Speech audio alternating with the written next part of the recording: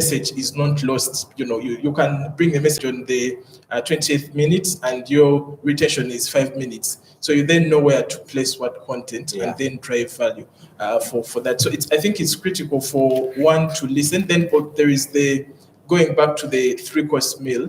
There are people who are going to consume bite-sized pieces, and these make the bulk of online people. So they don't want long stuff. It bores them. Yeah. So you have to create content that is bite-sized, that is, in like a minute or two, I'm done and you've delivered your message. There are those who will go in for long-form content. Yes. This usually falls under the video on demand category, Netflix, and even if we're looking at such a show. But the problem with long form, it either has to be so entertaining that it can hold me, alternatively, it has to be about a topic that I'm passionate about. There are people who will not view this to the end. Then there is a guy who was here from 0 seconds and he's still seated up to the end. So you then need to know what is your type of content. Do you take it bite size? Because you can do something that has episodes instead of having one long hour thing that will lose people. Alternatively, if it's long form, where do you put what message? Because even long form has a retention lifespan. Then for the desserts, it's basically you repurposing your content. If you do a show and you put it out there are some pointers, what we call teasers in campaign, promos and what that you can pick. So for example, this conversation, Danzi is talking about insights. Pick his clip when he's talking about insight, distribute it. It's going to regenerate, more views to your content. So we often focus on what my background is media. We don't have the next day reporting kind of thing in content. So you publish your content, it's a live feed, it's gone. That's the end of it. Until you go another one. Yet in between these sessions, you can do, using the same content you recorded, actually serve your audience and even draw them to specific sections of the long form piece that you want them to pick interest in. So that then becomes very critical as well. This is good stuff, Tracy. You look like you are. Just to talk about what he was saying, long form content and, the shorter videos. What I've found with people is, for example, how you started this show is very important. You started it with banter. Someone is going to stay because, one, they know you're funny, and maybe the people that you've collaborated with today. But then it's also very important, no matter how good your short video is. He talked about the tool that you use, like a phone. All you need is a phone. It's not just any phone. The truth is, whether we want to accept it or not, people are not going to sit there and listen to something with bad sound or watch a video that's very sketchy, unless I have like a deep loyalty for you. Yeah. People love beautiful visuals. Why do you watch the things that you watch? Why do you go to the restaurants that you go to? Look at all the bigger brands and understand why people choose those brands as opposed to their competitors. You have to be unique, especially in, I like going to people's Instagram pages who have like a monotonous color. For some reason, that will just pull me, like there's an aesthetic to it. When you look at Nagio's Instagram page, Nagio has one of the most, consistency is also a very big key when it comes to social media. You have to be consistent with it. They have a page where they just put up pictures by different photographers, Nagio photographers. So if you check out their page, there's a color that they use. It's very monotonous, but it's very appealing for you to look at. And then the captions are always very lengthy. They always give gratitude, which is also a tool that you need to use. You need to make people feel like they're appreciated. People relate to other people. So if I'm not relating with Brian, if I comment on Brian's picture 4 weeks straight, oh, Brian, you look amazing. It doesn't hurt to say, oh, yo, man, thank you, bro. Thank you. That's really nice. Always be grateful for the people. No, always be grateful for the favorites, for the likes, for the people who are endorsing your stuff. It makes people feel important when you show them that you recognize they're there, as opposed to someone who just comes, okay, whatever. And then you have to connect to your local community. I wouldn't go for the bigger celebrities because that's what everyone usually wants. I want Brian to endorse Uber. I want him to do this. You can start with the local people, someone that people can relate to, like he said. So a Boda guy, and I'm just like, oh, this is my cue. My guy. Yeah. Yeah, FYI, Uber, you can come.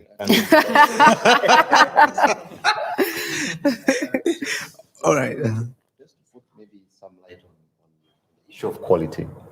Aesthetically, yes, we need good visuals that are colorful, but everything starts with strategy, and strategy will help you determine the story, the depth, One of the biggest clips to ever make it in the news world was in 2011 when Gaddafi was being killed. It was a GSM phone, like a very bad quality phone, but the story was very deep. It was Gaddafi. It was his last days. CNN ran with that, AFP ran with that, or BBC, all of them, one clip. But the quality was very poor. But because it was that guy, so start with anything you have, but work on the depth of your content. As in work on the depth. Like let it have a certain kind of feel, okay, that I can gravitate to even when you're in the dark. So don't be hesitant to use a phone. Work on the depth of your content. Right. Let it have a story And that now is very there are captivating. great phones right now. Yeah. Alan. I think that's such a major key for whether you're building your brand as a business, as a content creator, as a creative. So, just told within a story, there's a legendary Ugandan called Derek something, and he had a business card that said, "I do everything." This guy. And I was like, I like this guy, but is that the best strategy? And strategy is a word that kind of intimidates individuals. It's kind of like, oh, you must be a corporate and strategy. And I think it's a simple roadmap, just knowing what will work best and the most efficient way to reach your end goal. So years later, what he actually did is he shifted online. So, once again, the phone, and now he's on Facebook and he sells furniture. So number one, he's focused. And number two, he knows that when people want to buy furniture, first of all, they want to see how it looks, the shape, the color. So I think he did that subconsciously, and it's got into him, and you can look him up, and he actually has a significant following, engagement, and his strategy worked for him, and that's, I think, at the heart of it, the beauty of building your brand online. And to take that a step, for creatives and content creators, I think for creatives, it's very interesting because it's easy to punch above your weight. So you may come out of design school, and even if you don't have, you haven't had formal training or you haven't had a job, you can literally, I think there's a guy who did something for Flatten the Curve, a designer on Twitter, and that literally got him job opportunities, client leads.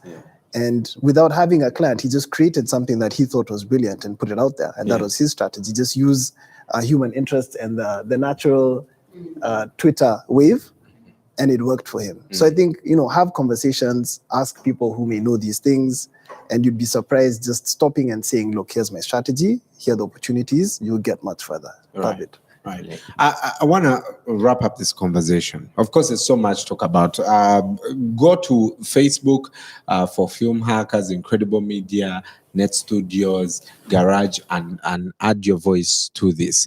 But I want to wrap this up with platforms. Someone is watching and they're saying, yeah, I'm going to create my show. And then they put the vlog on Twitter.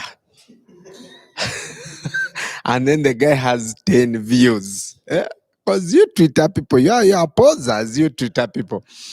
But there's growth. Which No, Brian, no, we can I've disagree. seen some really good content on Yes, Twitter, and it exactly. has jumped, including my own. No, what I'm saying, what I'm saying, she said consistency.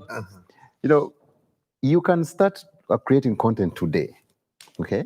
And you consistently post it on Twitter for the next 6 months to 1 year.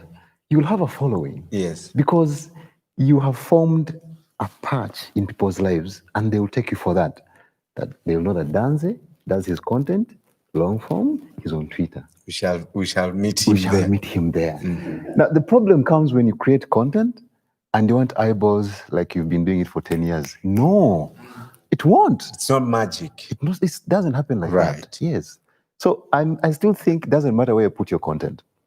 Can you be consistent? we shall find you there.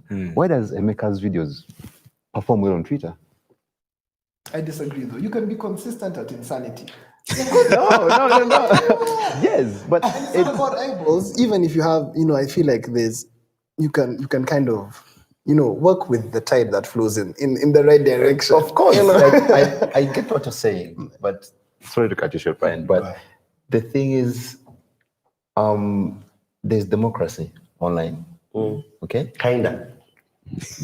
yeah. What you have to do is work with the tide, but please be consistent. Stay the course. Okay, doesn't matter where you are. Stay the course. All I have to know is when I go there, I'll find you there, rather than being everywhere and anywhere. And I think in one of those YouTube master classes, the instructor said that actually YouTube is thinking of a tool that can source inconsistent creators. So if you post on Monday, YouTube will register that pattern. And the day you post on Thursday, they will shut you down. I'm like, what?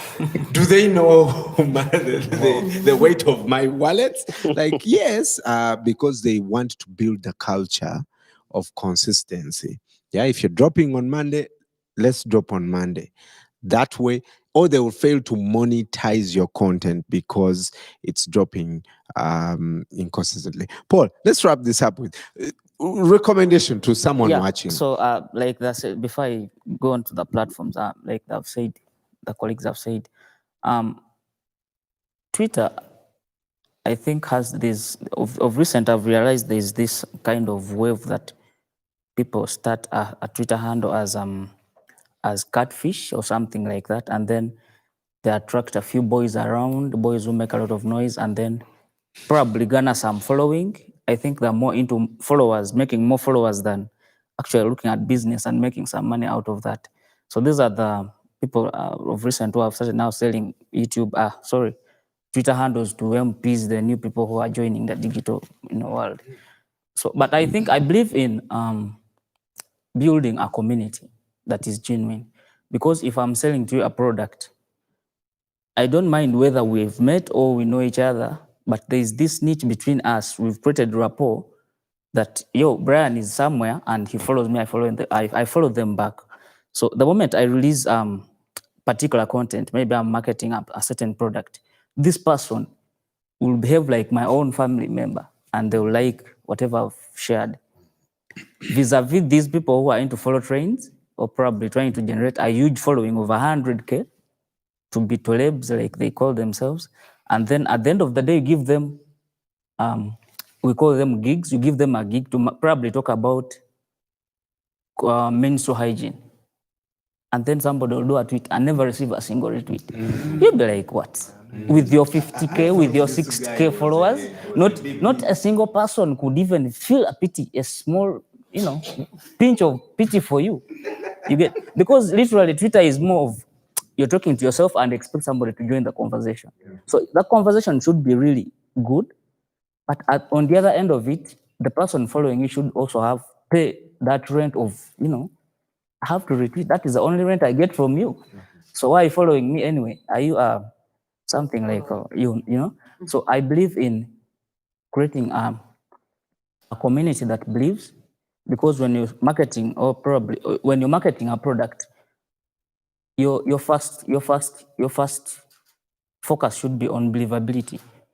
That is when the client will see that there are returns on the investment because they pay you.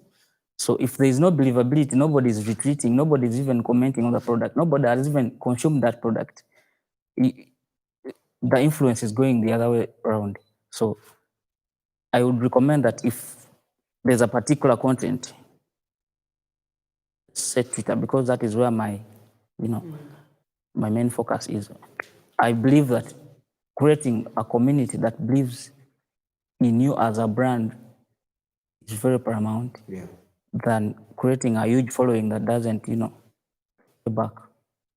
So creating a community that is believing in whatever you're doing, marketing or probably selling to them, than Twitter, because there are more calls to action on Twitter than Facebook. You'll have 1,000 people liking the product on the Facebook post, but only 2 will buy it. I do Chikubo online, and we are doing very good because of Twitter. And of course, you supplement with other media, social media, because they go hand in hand. So when I have a product and I want quick money, I will take it to Twitter. Yeah. And maybe you can help also answer this question. Eddie is asking, how do you segment an audience, considering the audience on Facebook may not necessarily be the focal point of your content, or if it's IG or Twitter, and you can also feed into this question, because that's where we're going. What content is good for particular platforms? I always ask, if you are a chef, what's the best platform to use? If you are in sport, where do you go? If you're in fashion, which platforms can you go to that will work well? Because I've seen people posting photos on Twitter and they don't get anything. Yeah. And then you check out their Instagram pages and it's much like they have so many likes. So Still is an example. yeah. So if we can fit into that conversation. I think that there's that particular types of content that fits in particular platforms. But let's talk about Facebook. Facebook, I believe in user-generated content. Probably have this campaign, and probably you're going to award some people some things. You expect those people to sit down and generate their own content the way they understand the campaign. Then you explain to them the jargon on Facebook, because now Facebook has this type of audience that is in Katanga, people who are half land or probably not land, half baked. Yeah, people who just gotten a phone and they have that free MTN MBs of monthly 20 MBs or something.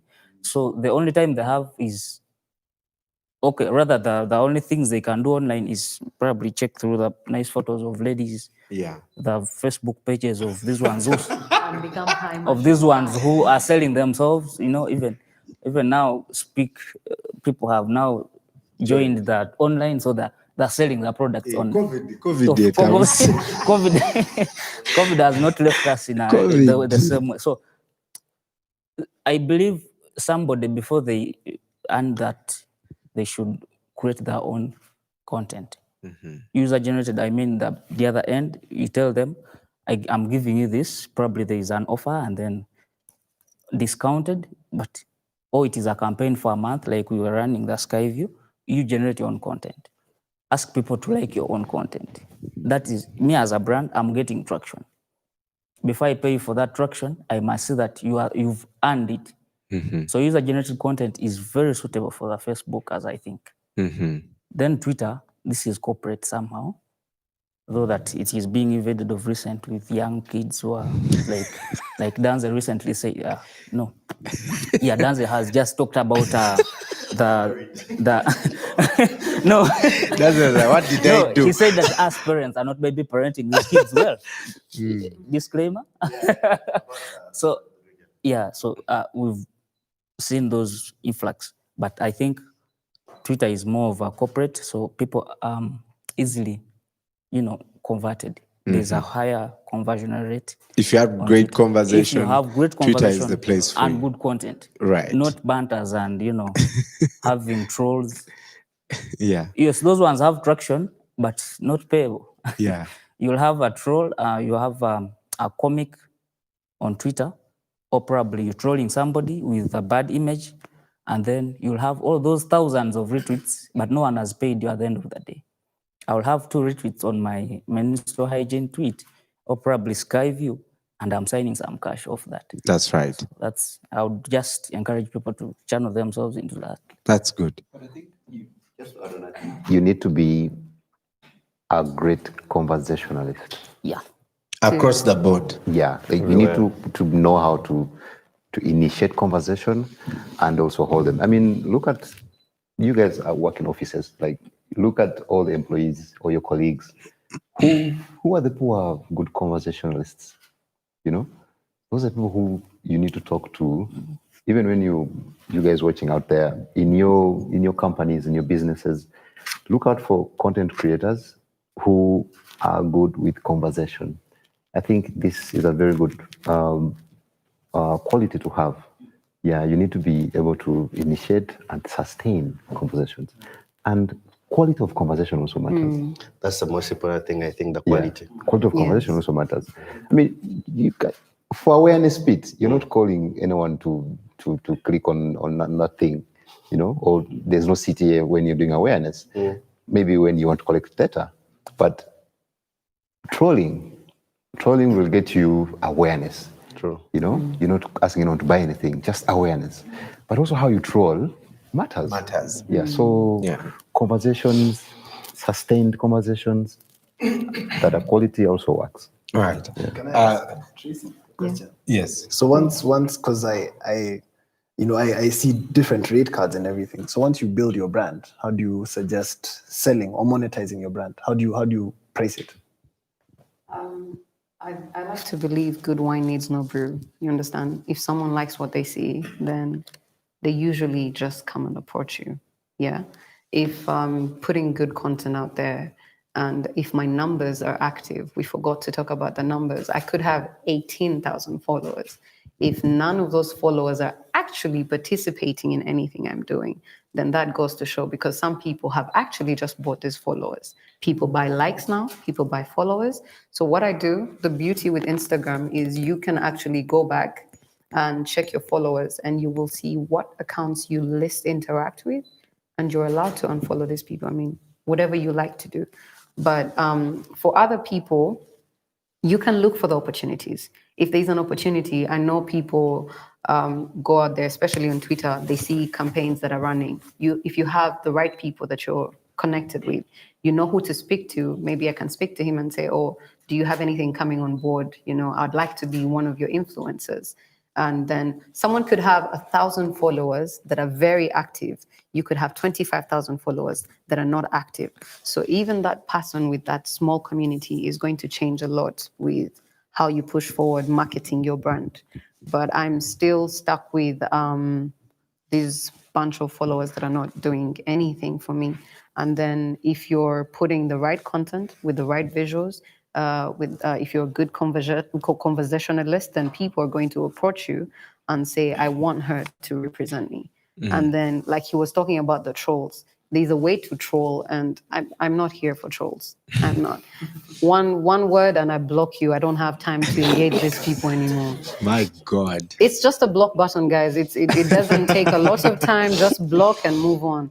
No one has time to keep engaging trolls. You see, the problem is when you give these people attention, what I realize is I'm actually attracting people back to your account. You understand? Oh, I want to see how far this person will push Tracy. Ain't nobody got time for that, you know? Hey, So Mama, for me, if you come for me, I'll come for you. Now, okay, parting shots. John, let's start with you. I fight. I wouldn't forgive myself if I left here today without disagreeing with Mr. Hashtags. I can understand his bias towards Twitter because he spends a lot of time there. Naturally, he's in love with Twitter. But again, also, I think we need to use some numbers to kind of make a case on where someone takes their content.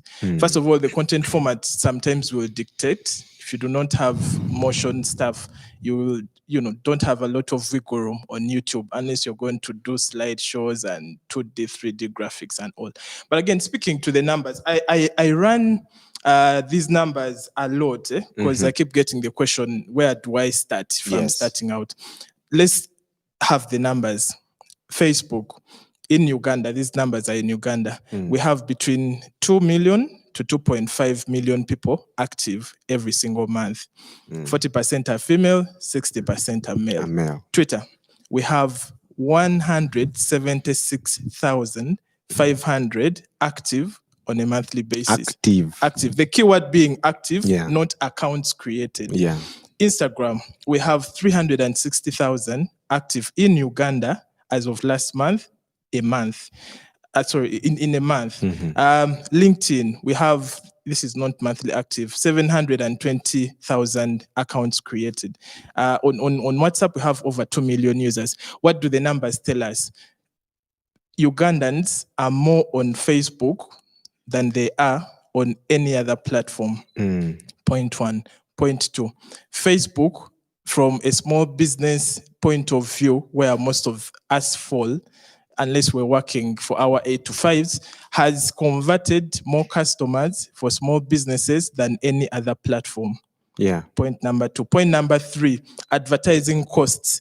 It costs you around $0.02 to reach for someone to view your video, as opposed to about 0.04 or 0.05 for someone to do your video on Twitter. YouTube kind of matches Facebook. So I would like to dispel this notion that Facebook is a Katanga platform. I think at the end of the day, a person needs to ask them, and this is where we go wrong. You start off with the platform, not your personas. Like profile, who your typical follower, typical audience is. Now, you're not supposed to take them where you want them. You're supposed to go where they are. So after finding out who your audience is, the next question should be, because these platforms tell us how old these people are, what they're interested in, their location, etc. So it's not true, and I use data to argue my case, not emotion, that Facebook is limited to low quality, does not convert. It actually does more conversion. It has higher quality people, because you see, and this is a personal bias, I don't have data for it. Most people on Twitter have demand, but there is a difference between effective demand and demand. Demand is you want something, effective demand is you want something and you have the money to pay for it. So if we weigh these two platforms, if set against each other, you're actually going to convert more on Facebook based on solid data that I have in Uganda than you will on Twitter. So as a parting shot, I think I would encourage everyone to start by profiling who their audience is.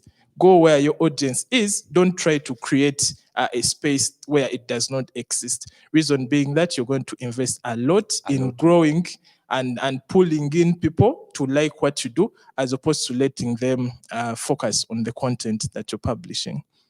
Let's get you an account. Katanga. Let's take him to Katanga. Okay, that's it. Parting shot. That's very good information, John. Because as content creators, you also know that span. Okay. Well, I agree with John.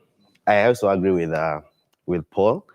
But let me speak to the money, because you're not going to buy. I have an expensive phone, and I chose to get this phone. I had a GS8 from like 2017 till today. I was like, nah, it can work. A GS8. And then I realized, when I started streaming events, I'm like, your customer is going to pay you X amount of money, millions. They don't deserve the certain quality you're going to give them. So I began to invest in myself. I didn't invest in myself because I wanted to make the crazy cash there from the get-go, but so that I could make that money back for what I paid for. So I have a kick-ass YouTube studio right now. It's amazing, but it's because I've earned it. You get it? I don't have so many subscribers on YouTube, but I found that scientific wedding video worked so much for me, as opposed to the other things I'm more passionate about, vlogging. You get it? So what does that mean? Yes, mobile phones are great. The best tech is also very great, but ensure that you invest in yourself, because if you don't, you're not going to have the drive to reap. Small businesses, if you're going to be doing what Josh is telling you for video in business, yes, do the videos because they're the things that work now, but make sure at the end of the day, if I'm another SME and I have the gear she has, I'm going to beat you at what you're doing. So competitor analysis is important, but most importantly, invest in yourself, because it works. You will reap these benefits. It works. Take your time, consistency, believe in yourself. And like the Facebook, Twitter thing, I have a bigger Facebook page compared to my Twitter account. I have more engagement on my Twitter vis-a-vis my Facebook. But I know for a fact when I'm selling a product, guys in my inbox are asking for more advice on Facebook vis-a-vis Twitter. You get it? So these dynamics are very important. So go on a platform, invest in it, you're going to reap. just take your time with it. Right. Yeah. Tracy. Just before we wrap up, don't be don't be afraid to sell your other platforms in your profile. I don't see a lot of people do that, but make sure your names are the same on every platform. I mean, I used to be called so many things, guys. I have so many names. On Facebook, I was Wild Girl. I was allergic to something. You have to change. You have to change these things because you're branding yourself. Yeah. Coca-Cola does not call itself Coca-Cola on Twitter, then go on Facebook and call themselves Cola Coke. Slay Cola. No, something like that. You understand? It's the simple things like that. So make sure you have a name that flows through all your platforms, but then again, co-sell your platforms. Right. Because someone might go to my Instagram, but they want to know, okay, what's she like on Yeah. Facebook or on Twitter or whatever it is that you want. And you asked about a chef. Where would you put your content? That's very important. And Josh says you can put it anywhere. I agree. Don't be afraid to sell yourself, you know? I mean, that person might be on Twitter, but I think where your main focus might be, maybe you might say on Twitter, I will use it for customer feedback. And then on Instagram, I will put my videos on IGTV. And then on Facebook, there is a new slot as well for videos. People putting short films there. People are putting different stuff there. So feel free to share your visuals. Make sure they're good. But nonetheless, start where you are. We can't wait for the good things until we can start. Just start where you are and then move. Right. Yeah. Mr. Hashtags. My parting shot would be, I would encourage people to join these platforms, but let them find a niche. Let them have a niche. Let me follow you, or let me follow your brand because of A, B, C, and D. And let me be your client on merit, not just because I've been dragged like a horse to the pool. So I believe that these things digital is where we're heading to, is where we are right now. And each single day we realize that, people are embracing it. Even the government comes out, and though they bring the OTT bit of it, still we find out that even the government is interested, and you can hear MPs every day, trying to adopt it. So I believe that to have to market a brand online using online media, you'd probably consider a couple of things: creating an audience, looking at providing value for those people who are believing in your brand, because that is because of believability is when you realize the returns on the investment. So I would advise that brands out there embrace the research before joining the platforms and putting certain content out there. They should understand their audience and also provide value. Give back value to the. And I don't know why Danza didn't talk about the the promoting bit for content. I think it snapped. But also you find that a brand has almost every post of theirs being promoted, and it's in everyone's face, like we're wondering, you just promoted this yesterday, again today, and then tomorrow. So it becomes monotonous. So I think brands should also look into we want to also give back to the third-party agencies, the Facebooks and the YouTubes, but I think overshowing it to the faces of people makes you desperate. As a brand, I think the promotion bit of it should also be mild. Do the 1 in 7 posts at least. Should be organic, literally, so people can believe in your content and probably your product. That would be my parting shot. So I think, in Africa, we like land, eh? You want to buy 0.8 of a decimal and build dream home. So I use that as an analogy, basically. I feel like the internet for brands, whether individual or for businesses, it's free real estate. Literally that. So, before you're going to build your dream house, number one, survey, Survey, have that vision, have that blueprint or the strategy we're talking about. The next thing is invest, whether you need the equipment, whether you need to pay for Canva subscription, whether you need to pay for a free website to host your portfolio, whatever it is, invest. And then the next thing is you build your house quality. You're not gonna build a shoddy house. You're gonna give it quality control. You're gonna have an eye. You're gonna, grammar, these small things. You're not gonna cheapen your brand by, simple housekeeping online. And then after that, monetize it. I mean, like if you invest in good real estate, ideally you want to monetize it, and that's the goal.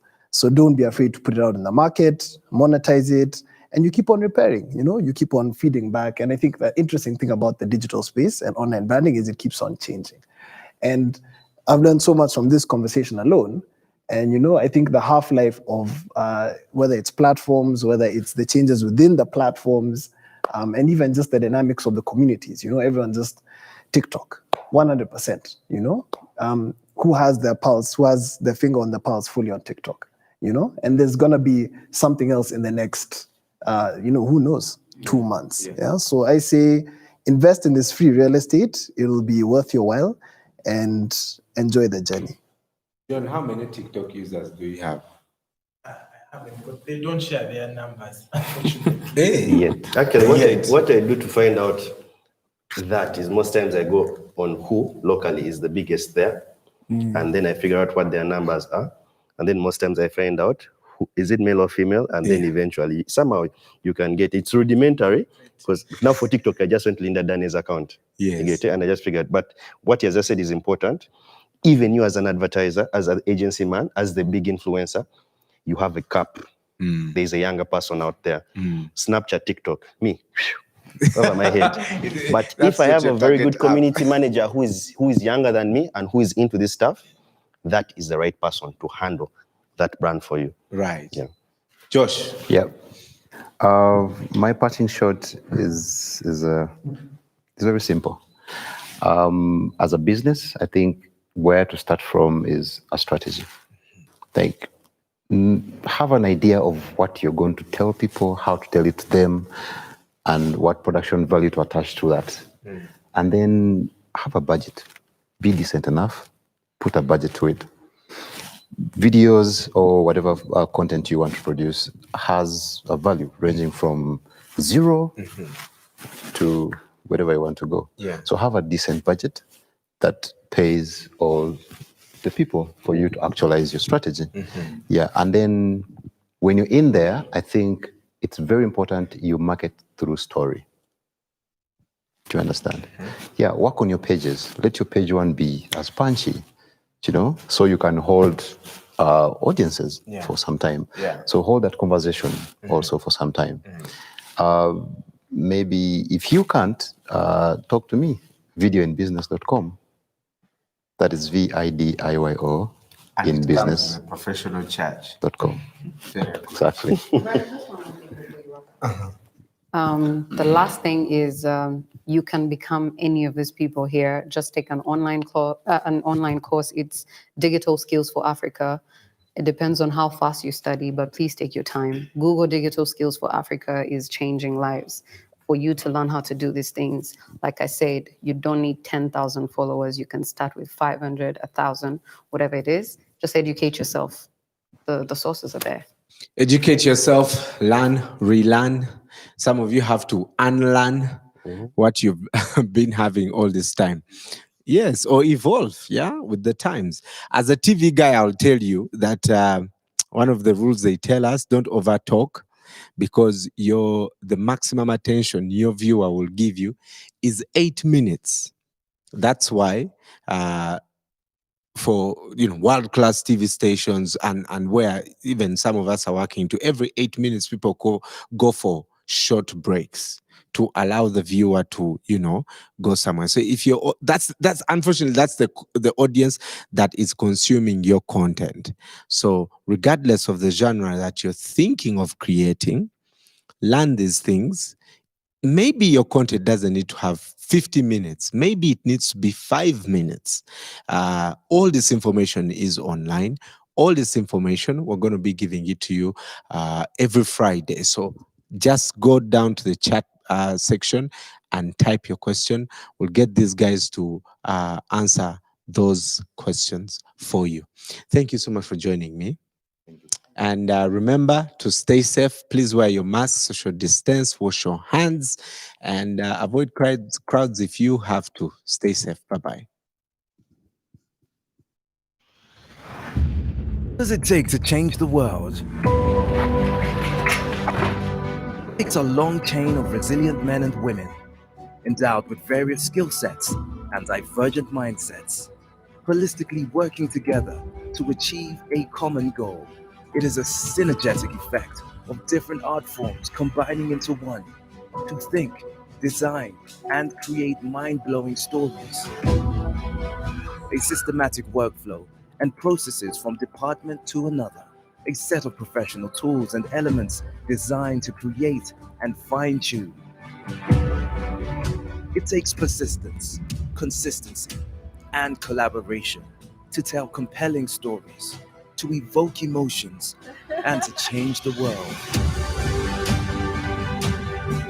We have designed a one-stopover center online with all the seasoned creatives from all the realms of the film industry. Together, we can. We are the Film Hackers.